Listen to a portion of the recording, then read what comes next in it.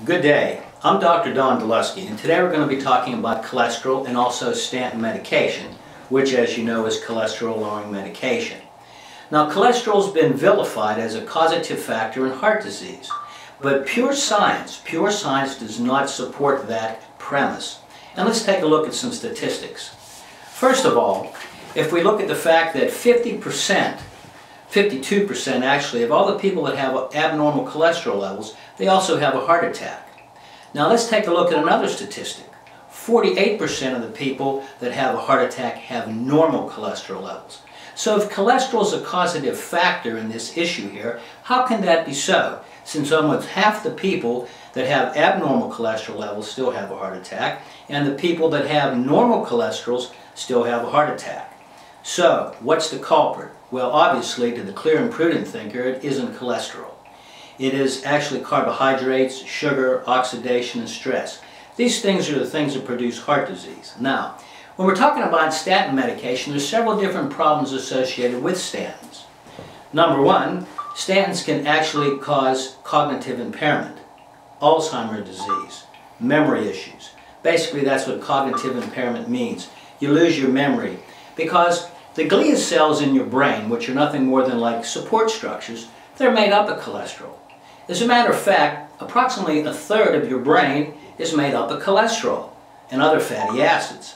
So it's very, very important to understand this, because whenever you take cholesterol medication, you actually slow down the function of your brain. Cholesterol medication also that reduces your cholesterol below 200, and certain Japanese researchers have found this out to be the case, that you increase your risk in mortality from all causes of death with too low a cholesterol level. Now, the statin medications do many things to us. First of all, they affect our memory loss, or enhance memory loss, I should say, by destroying the glia cells of the brain. They also contribute to kidney disease and congestive heart failures. Many patients that I've taken care of over the last 32 years, they have post-op surgical issues for triple bypass, etc. And they have very low energy. They feel very run down. They feel very tired. Well, there's a very good explanation for this. Is because the same pathway that statin medication or cholesterol-lowering medication blocks, it also blocks our body's energy-producing pathway. So that's why patients that have congestive heart failure, they feel tired, they feel run down, they feel lethargic. And many of them, because they've had a problem with heart disease, they're taking statin medication.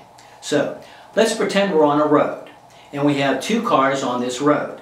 The first car is what we call an HMG co-reductase, which is the enzyme that produces cholesterol in our liver.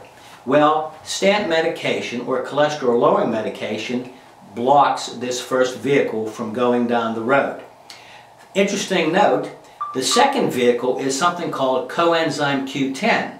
It travels on the same road as that cholesterol enzyme does. So whenever you take the cholesterol medication to block the manufacturing of your body's cholesterol, you're also blocking the coenzyme Q10 pathway. And that's very important because that's what gives your heart energy. And without coenzyme Q10, you will develop congestive heart failure. And many patients that I've seen over the last 32 years that I treat nutritionally have this problem. Also, we have kidney disease, kidney failure. It's also related to taking statin medication.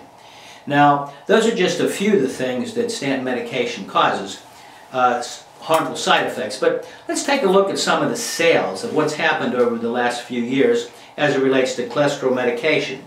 Now, when the cholesterol level was 240, there was approximately $12 billion in sales. But since the cholesterol level has been lowered to below 200, we've increased those sales to $30 billion. Now, there is nothing that I'm aware of in the scientific journals which say that the incidence of heart disease, even cancer, has come down. It has not. So the incidence of heart disease being the #1 killer in America still holds true, even with significantly increased numbers of individuals taking statin medication. As I said before, 50% of our heart attack victims have high cholesterol, 50% have normal cholesterol level. So cholesterol is not the main culprit here.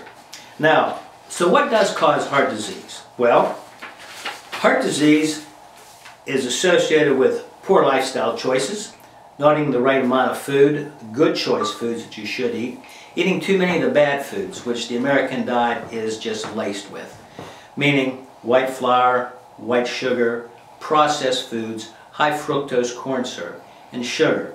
Sugar is the real culprit, in my professional opinion, of causing heart disease, and there's a simple reason for that. The body doesn't know how to handle and metabolize, especially fructose. But what happens is when the sugar gets into the body, it damages the internal lining of the blood vessel wall. Just like a hose, the innermost lining of the blood vessel, it becomes affected. And there's little cells in the blood vessel called epithelial cells. And these cells are very important for making the blood vessel being able to open and close. So without that proper amount of open and closing ability, which is destroyed from sugar ingestion, the blood vessel cannot open and it goes through a lot of different changes, which leads to plaque buildup because we're actually damaging our body's blood vessels. And so when we damage our body's blood vessels, that's when cholesterol comes in to do the repair process. So cholesterol is actually a good thing, not a bad thing. In closing, many cholesterol medications actually produce an increase in wall thickening when taken. They rob your memory, especially if you're a woman. And by all means, if you've never had a heart attack or a stroke, there is no benefit whatsoever in taking any cholesterol medication to prevent a first-time onset of heart or stroke. However, if you have had a stroke or a heart attack, then there is benefit from the cholesterol medication. But today, cholesterol medication is way overprescribed. An interesting note as we conclude today's discussion on statin and cholesterol is the fact that the individuals who serve on the panel or the board or committee to regulate these new cholesterol numbers, they have a vested interest in the pharmaceutical industry, a direct tie with the manufacturers of statin or cholesterol-lowering medication. So the clear and prudent observer and thinker must ask the question, how objective can they be when they put these new numbers out, which is going to drive the profit margins for their particular product? I'm Dr. Don Delusky. Tune in next time for another edition of Good Health.